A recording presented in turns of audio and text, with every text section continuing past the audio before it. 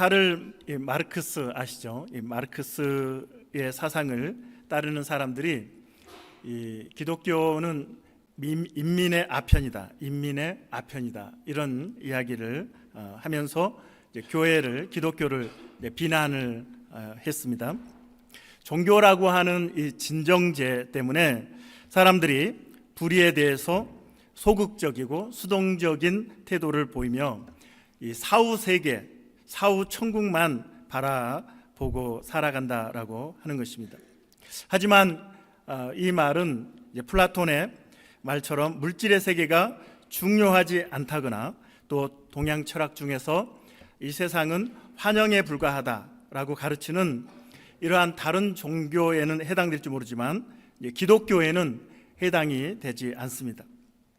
하나님께서는 이 세상에 대한 지대한 관심을 가지고 계시고 이 세상의 고난에 대해서, 이 세상의 압제에 대해서 결코 무관심하지 않으시다라고 하는 것입니다.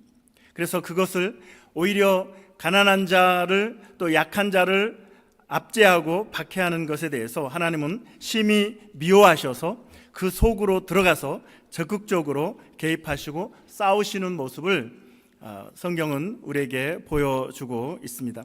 그래서 제대로 우리가 성경을, 교회를 이해한다면 인민의 아편이 아니라 정신을 차리게 하는, 정신이 들게 하는 명약이다라고 이야기할 수 있겠습니다.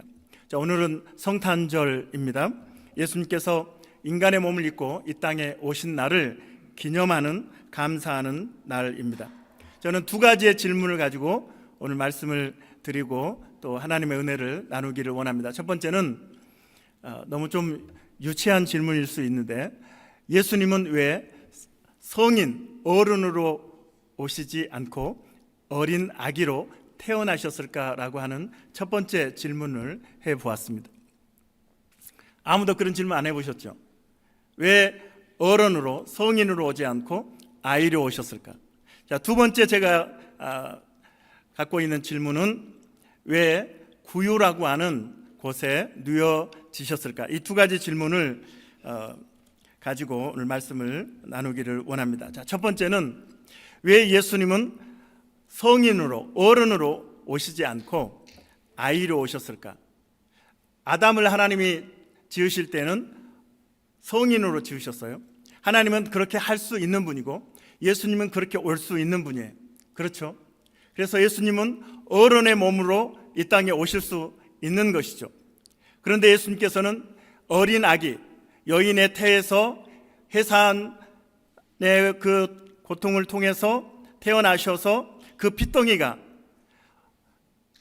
인간의, 피조물인 인간의 도움을 받지 않으면 생존할 수 없는 상태로 오셨다는 거예요. 창조주가 피조물의 도움으로 성장하는 과정을 거치고 있다는 것입니다. 모유 수유를 해야 되고 대소변을 가리기 전까지 기저귀를 예수님이 차셨다.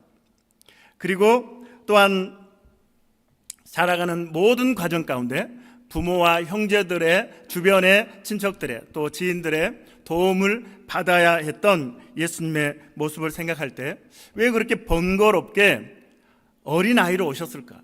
건강한 성인으로 오셨으면 더 폼나고 더 멋지고 사람들이 더 믿었을 수 있겠는데, 마리아의 태를 통해서 어린아이로 태어나셨다라고 하는 것이 한 가지 질문이 되는 것이, 왜 그러셨을까? 왜 그러셨을까요?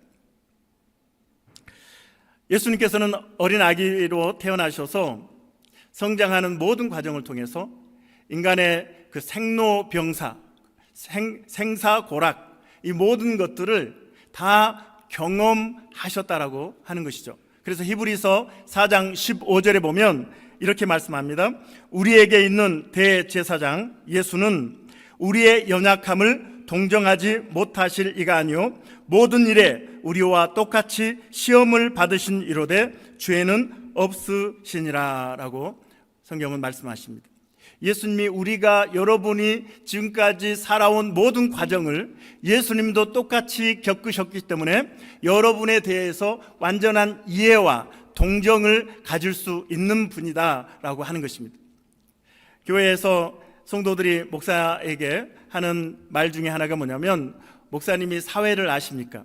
목사님이 직장을 아십니까? 이런 이제 질문을 하시잖아요. 목사님은 교회에만 있어서 사회생활을 우리가 하는 거, 직장생활을 하는 거에 대해서 목사님이 잘 모르시죠? 자, 제가 모르나요?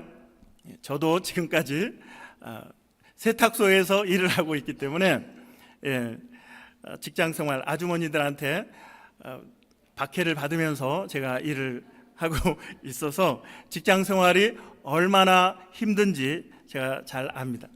그래서 우리 성도님들이 이렇게 직장생활을 어렵게 힘들게 하는구나, 제가 그걸 이해하고 있는 거죠. 예수님도 마찬가지입니다. 어린아이 핏덩이로 태어나서, 그리고 어머니의 손길과 부모의 손길을 통해서 청소년기를, 유년기, 청소년기, 청년, 장년까지 성장하는 그 과정을 거치면서 인간의 생사고락, 생로병사 모든 것들을 경험하시고 자라셨기 때문에, 성장하셨기 때문에 여러분의 아픔과 여러분의 고민과 여러분의 갈등과 여러분의 힘듦을 예수님이 다 이해하신다고 말씀하고 있습니다.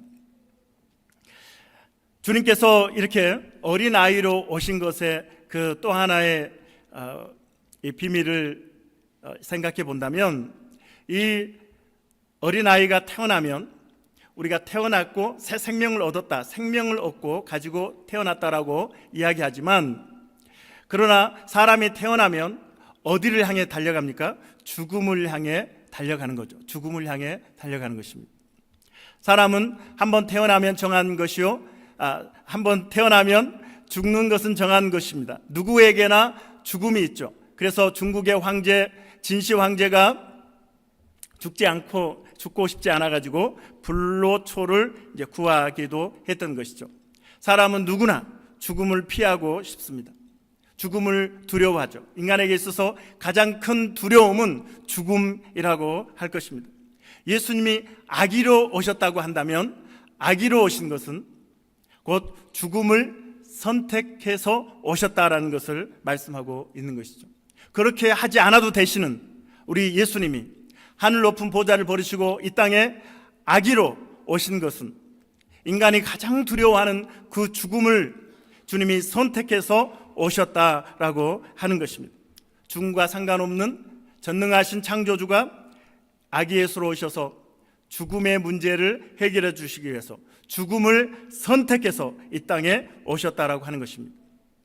주님의 영광을 위해서가 아니라 바로 저와 여러분, 이 세상에 인간의 죄 때문에 저주받고 심판받아 지옥에 가는 그 영혼들을 살리기 위해서 예수님께서는 이 땅에 아기 예수로 오셨다라고 하는 것입니다. 할렐루야.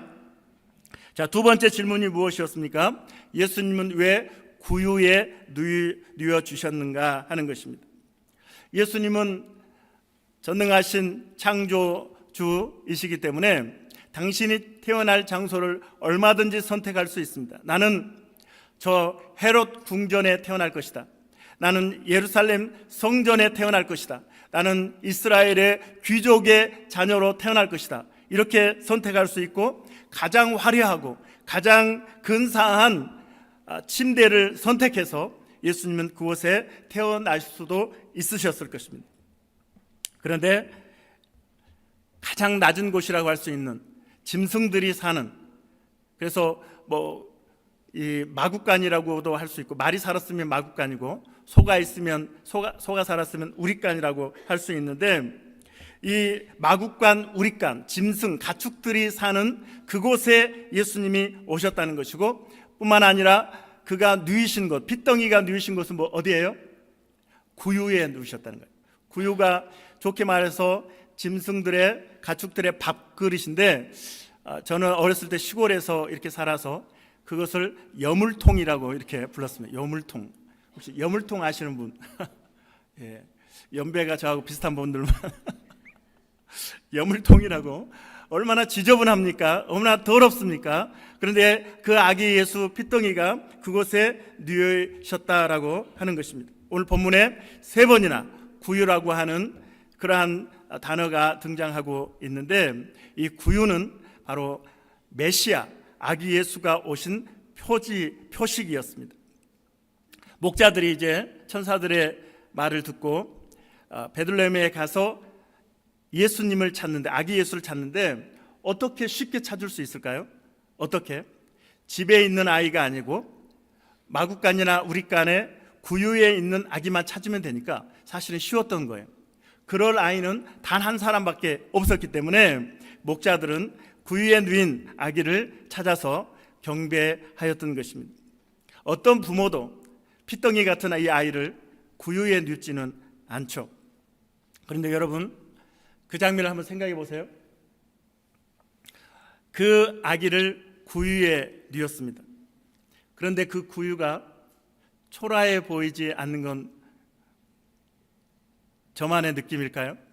저는 그 장소, 그 구유가 얼마나 영광스러운지 제가 보니까 그곳이 최고의 왕궁이고 그것이 왕의 침대였구나라는 사실을 깨닫게 되었습니다. 여러분, 왕이라고 하는 신분은 그가 왕궁에 살기 때문에 왕이 되는 건 아니에요. 아무리 초라한 집에 있지만 왕이 사는 곳이 왕궁이 되는 것입니다. 왕이 아무리 이 허술한 침대 위에 누웠다 할지라도 왕이 누운 침대가 왕의 침상이 되는 것입니다. 동의하십니까? 그렇죠. 궁궐이나 또 어떤 귀화집이나 화려한 곳에 왕이 없으면 그것은 궁궐이 될 수도 없고 왕궁이 될 수 없고 왕의 침상이 될 수 없습니다. 그러나 마구간이든 우리간이든 구유든 거기에 왕이 누워있거나 왕이 그곳에 거처한다면 바로 그곳이 왕궁이고 그곳이 왕의 침대가 되는 것이죠. 여러분, 예수님이 누워있는 그 구유, 그곳에서 세상을 통치하는 권세가 흘러나오는 것이 느껴지십니까?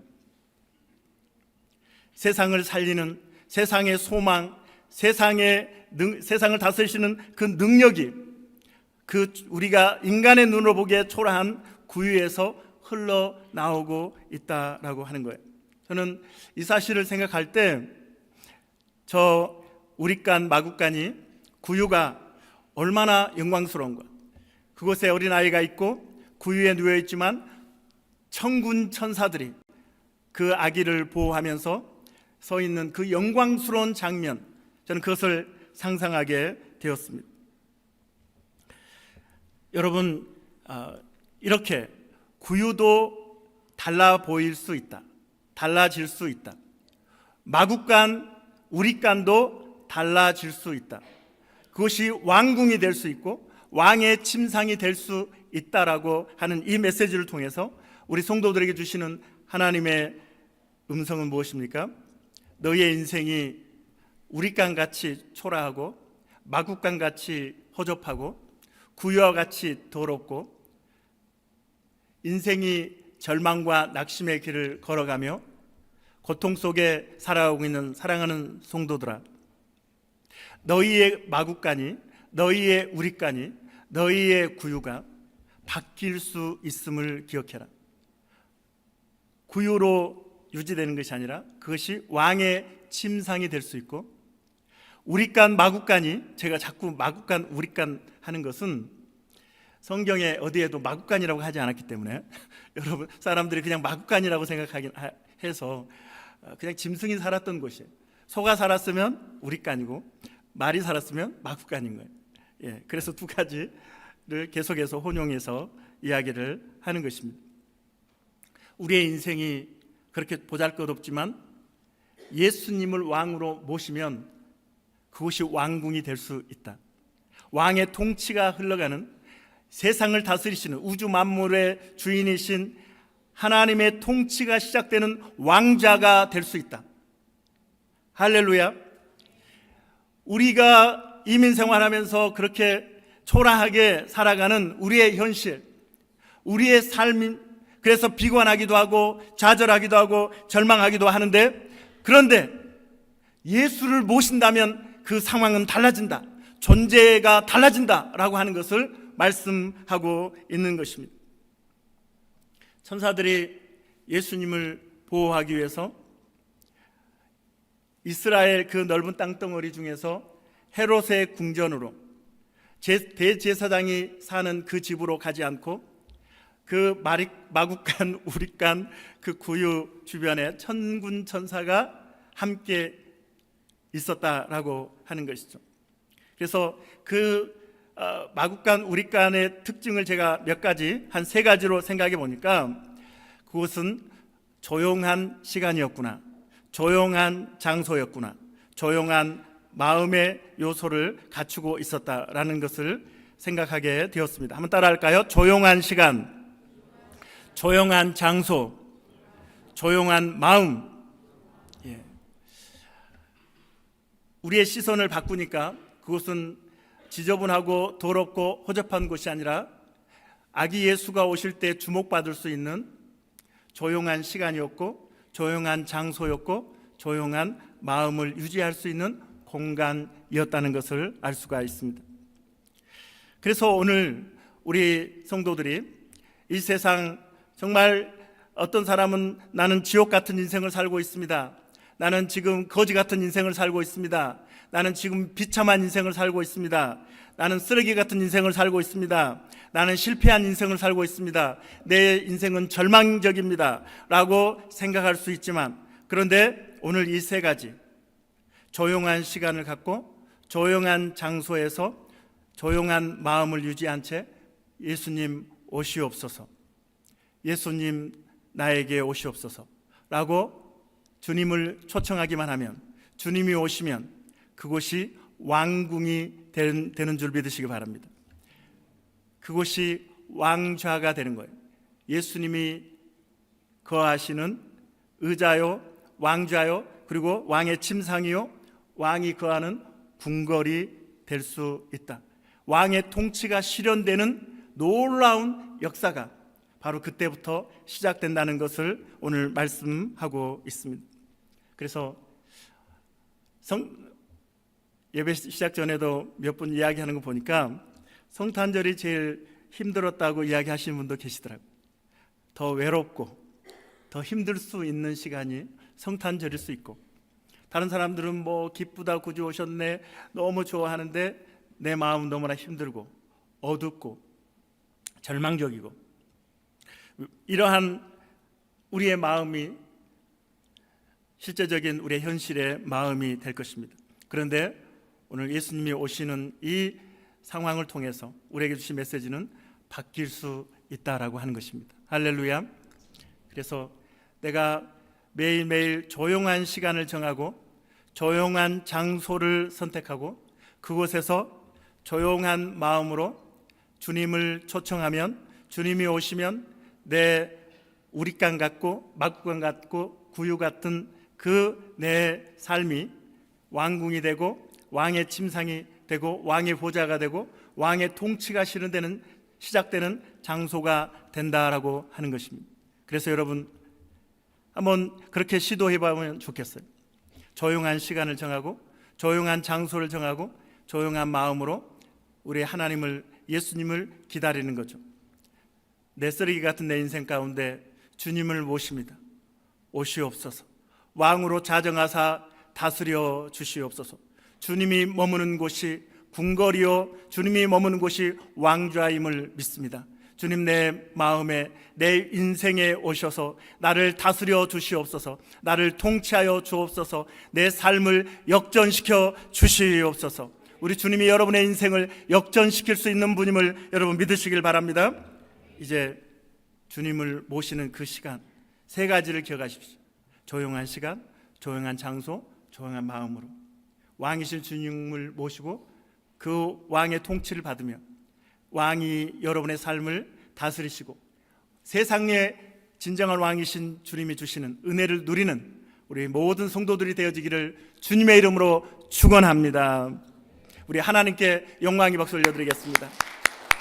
우리를 위해서 이 땅에 오신 우리 예수님께 영광의 박수 돌려드리겠습니다. 할렐루야. 주님을 찬양합니다.